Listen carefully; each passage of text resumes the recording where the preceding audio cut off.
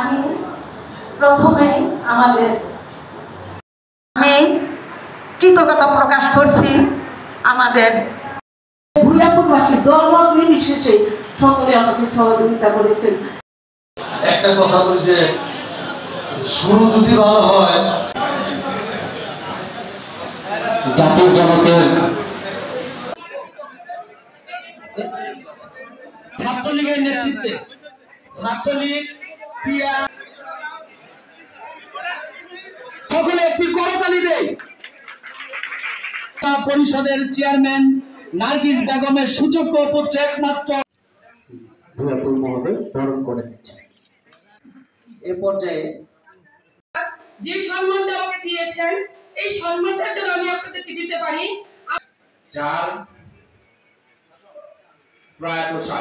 আমি সকলের প্রতি কৃতজ্ঞতা জানাই, বিশেষ করে বীর মুক্তিযোদ্ধাবৃন্দ, সভাপতি আমাদের উপজেলা নির্বাহী অফিসার।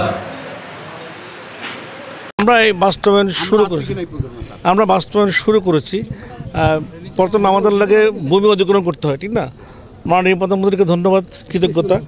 উনি আমাদের প্রকল্প অনুমোদন করেছেন ভূমি অধিগ্রহণের জন্য। আমরা সে কাজটা শুরু করেছি।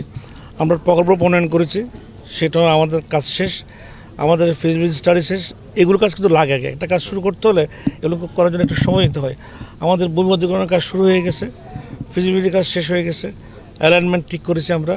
আর এটা কাজ করতে হলে তো আমাদের দেশীয় অর্থ বৈদেশিক অর্থ লাগবে, এই জন্য আমরা যোগাযোগ করছি। আশা করছি ভূমি অধিগ্রহণের কাজ হওয়ার সঙ্গে সঙ্গে আমরা খুব দ্রুত কাজ শুরু করতে হবে।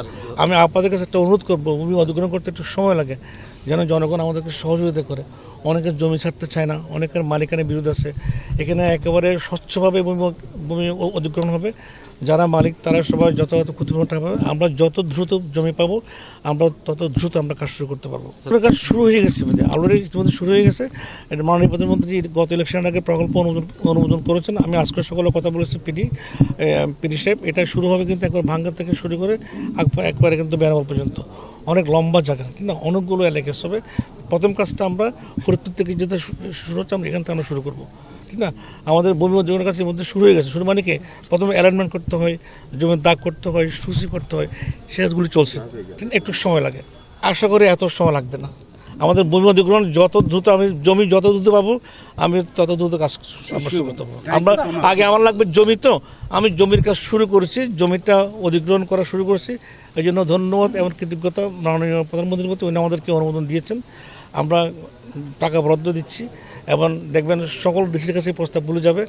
আপনাদের কাছে সহযোগিতা চাইবো, যত দ্রুত জমি পাবো আমরা তত দ্রুত কাজ শুরু করতে পারবো।